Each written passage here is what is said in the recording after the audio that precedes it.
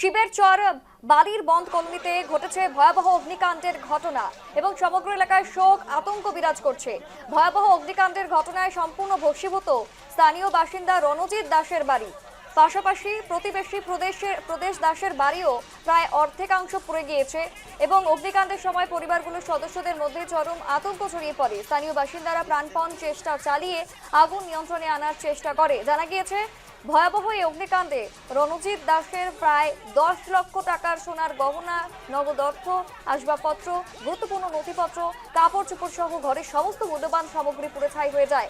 সংকীর্ণ রাস্তার কারণে ঘটনাস্থলে পৌঁছতে দেরি করে দমকল বাহিনী এবং তাতেই কার্যত বিপত্তি আরও খানিকটা বেড়ে যায়। কালো ধোঁয়ায় সমগ্র এলাকা ঢেকে যায়। পরবর্তীতে যুদ্ধকালীন তৎপরতায় দমকলের বাহিনী ঘটনাস্থলে পৌঁছে তারা কিন্তু আগুন নিয়ন্ত্রণে আনে। তবে সর্বশান্ত হয়ে গিয়েছে পরিবার দুটি।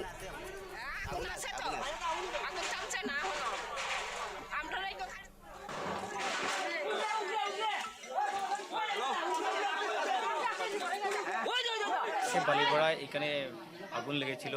আমাদের বদরপুর ফায়ার অ্যান্ড ইমার্জেন্সি সার্ভিসকে ওরা ফোন দিয়েছে এবং বদরপুর ফায়ার অ্যান্ড ইমার্জেন্সি সার্ভিসের টিম এসেছে। কিন্তু দুঃখের বিষয় এই গ্রামের ভিতরে আমরা গাড়ি নিয়ে ঢুকতে পারিনি, ফায়ার অ্যান্ড ইমার্জেন্সি সার্ভিসের গাড়ি। তারপরে আমরা আমাদের যে পেট্রোল পাম্পটা রয়েছে, পাম্পটা ওখানে বসিয়ে গ্রামের মানুষের সহযোগিতায় আগুনটা নিভানো গিয়েছে।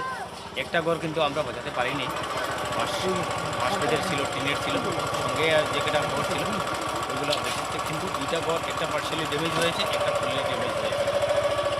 নগদ টাকাও জ্বলেছে আর সঙ্গে ওখানে নগদ টাকা 1.5 লাখ টাকার মতো উদ্ধার হয়েছে। তো প্রাথমিক অনুমান কীভাবে? প্রাথমিক অনুমান আমরা যেটা দেখেছি ওটা থেকে আমরা অনুমান করছি, আমরা ওখান থেকে একটা এলপিজি গ্যাস সিলিন্ডার বের করেছি। সম্ভবত এলপিজি গ্যাস সিলিন্ডার থেকেই হতে পারে। আজকে বালিপাড়ায় এখানে আগুন লেগেছিল।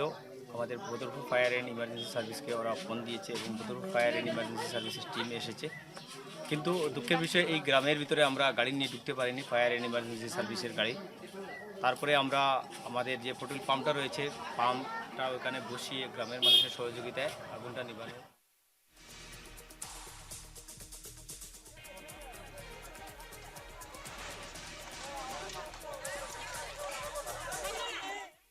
আমরা চলে যাবো রামধনের কাছে। রামধন, যে বক্তব্য আমরা শুনলাম, যথেষ্ট পরিমাণে কিন্তু শোচনীয় পরিস্থিতি, একেবারে সর্বশান্ত হয়ে গিয়েছে রণজিৎ দাস এবং তার পাশে যেই বাড়িটি রয়েছে তারাও।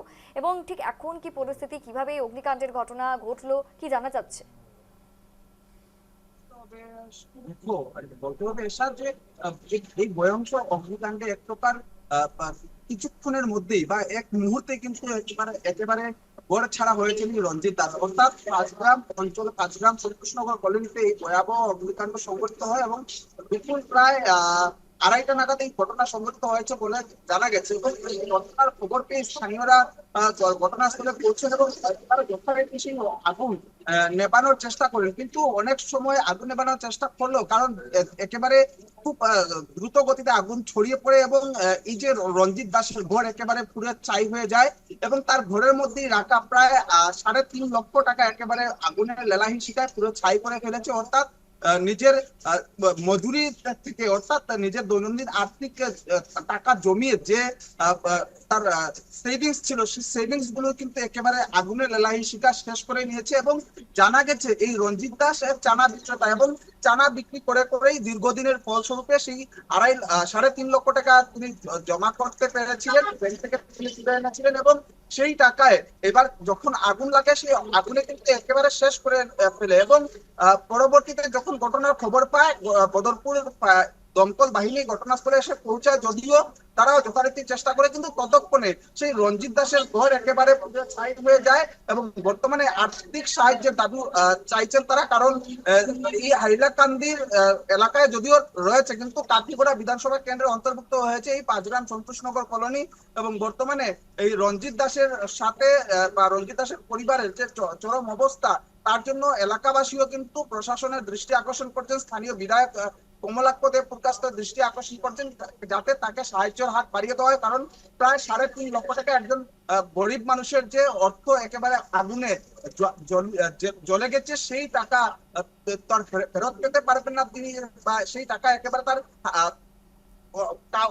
যে টাকা তিনি আগে, অর্থাৎ ব্যাংক থেকে তুলে নিয়েছিলেন ঘরে, এবং ব্যাংক থেকে তুলে নেওয়ার পর ঘরে রেখেছিলেন, এবং হঠাৎ করে এই শর্ট সার্কিট থেকে আগুনের ধারণা করা হয়েছে। এবং এই অগ্নিকাণ্ডে কিন্তু সম্পূর্ণ 3.5 লক্ষ টাকা একেবারে ভস্মীভূত হয়ে যায়, এবং বর্তমানে একেবারে কাতর অবস্থায় রয়েছেন, কাতর ভাবে আবেদন জানাচ্ছেন সবাইকে। একদমই একেবারে সর্বশান্ত হয়ে গিয়েছে সেই পরিবার। ঠিক সরকারি সাহায্য কিন্তু পরবর্তীতে দেওয়া হবে, যেমনটা কিন্তু দেওয়া হয়ে থাকে বরাবরের মতো, এবং এই খবরের দিকে পরবর্তীতে আমাদের নজর থাকবে। তোমাকে ধন্যবাদ। যে খবরের দিকে আমরা নজর রেখেছিলাম, একেবারে কিন্তু ভয়াবহ অগ্নিকাণ্ডের ঘটনা, শর্ট সার্কিট থেকে অগ্নিকাণ্ডের ঘটনা ঘটে এবং সেই আগুনের লেলিহান শিখায় কার্যত গ্রাস হয়ে গিয়েছে একটি বাড়ি, এবং পাশের একটি বাড়িও প্রায় অর্ধেক ভস্মীভূত হয়ে গিয়েছে বলে খবর।